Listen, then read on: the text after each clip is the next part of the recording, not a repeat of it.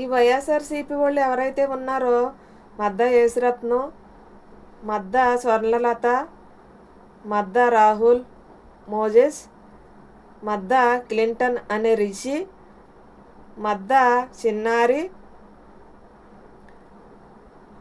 గుమ్మపు మానస, రేపాక పేరేపట్నం, మద్దా జక్కరయ్య, ఈ యనమండుగురు నన్ను కొట్టారండి.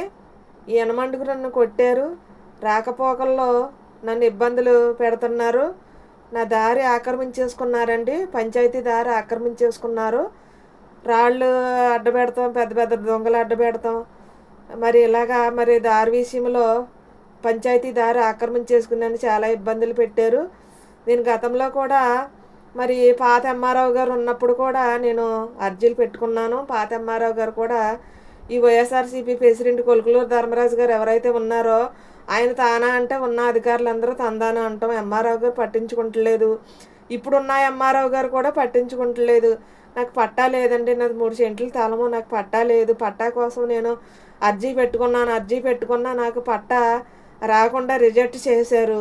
ఇన్ని రకాలుగా నన్ను ఇబ్బందులు పెడుతున్నారు. డ్రింకింగ్ వాటర్ విషయంలో అలాగే నన్ను చాలా ఇబ్బందులు పెట్టారు. నాకు నాకు చెప్పకుండా నా పైప్ లైన్ కాడ గొయ్యి తవ్వుతూ నా పైప్ లైన్ ధ్వంసం చేయటం ఇలాంటివన్నీ చేస్తున్నారు. సెక్రటరీ గారికి చెప్పిన సెక్రటరీ గారు పట్టించుకుంటలేదు, స్పందించలేదు. సెక్రటరీ గారు ఫోన్ చేశానమ్మా, నేను మాట్లాడానమ్మా అవతల వాళ్ళతోటి, వైఎస్ఆర్సీపీ వాళ్ళతోటి అని సెక్రటరీ గారు మాట్లాడుతున్నారు, మా పంచాయతీ సెక్రటరీ గారు. అయితే మరి ఇలా ఉందండి, నేను ఒక ఒంటరి మహిళని, ఏవీసీ నన్ను మరి పట్టించుకుంటలేదు. నేను అధికారులకు చెప్పినా పట్టించుకుంటలేదండి. మరి రేవతి అని మరి ఉయ్యారావు గారండి ఆవిడ పేరు, ఆవిడ లేడీస్ అండి. ఆవిడ కూడా మరి నా సాటి ఆడదానిగా నా బాధను చెప్పుకున్నాను. మరి గతంలో కూడా నీ జోలికి రాము అని అనేసి కూడా ఎంఆర్ఓ గారికి ఒక లెటర్ కూడా రాసి ఇచ్చారంటండి అవతల పార్టీ వాళ్ళు, వైఎస్ఆర్సీపీ పార్టీ వాళ్ళు ఎవరైతే నా మీదకి తరచు గొడవలకు వస్తున్నారో వాళ్ళు మరి రాసి ఇచ్చారు ఎంఆర్ఓ గారికి. మరి రాసి ఇవ్వలేదో నాకైతే తెలియదండి.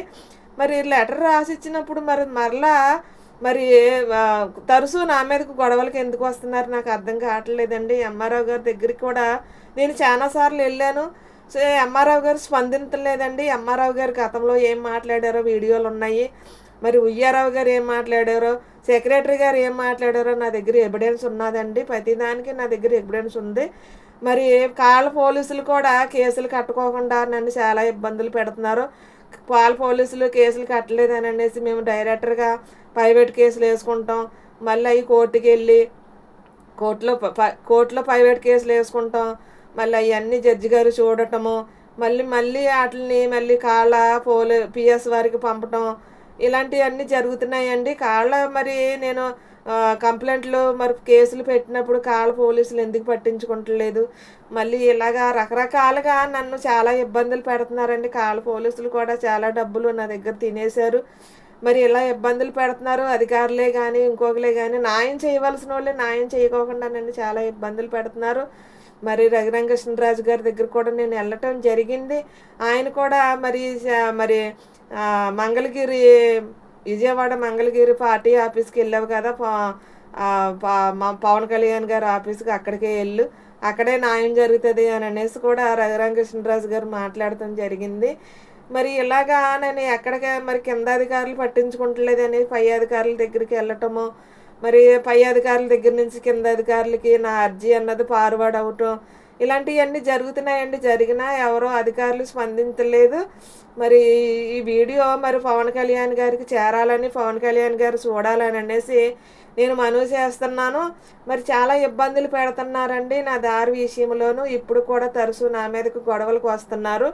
సెక్రటరీ గారికి మరి నేను కంప్లైంట్ ఇవ్వటం అనేది కూడా జరిగింది.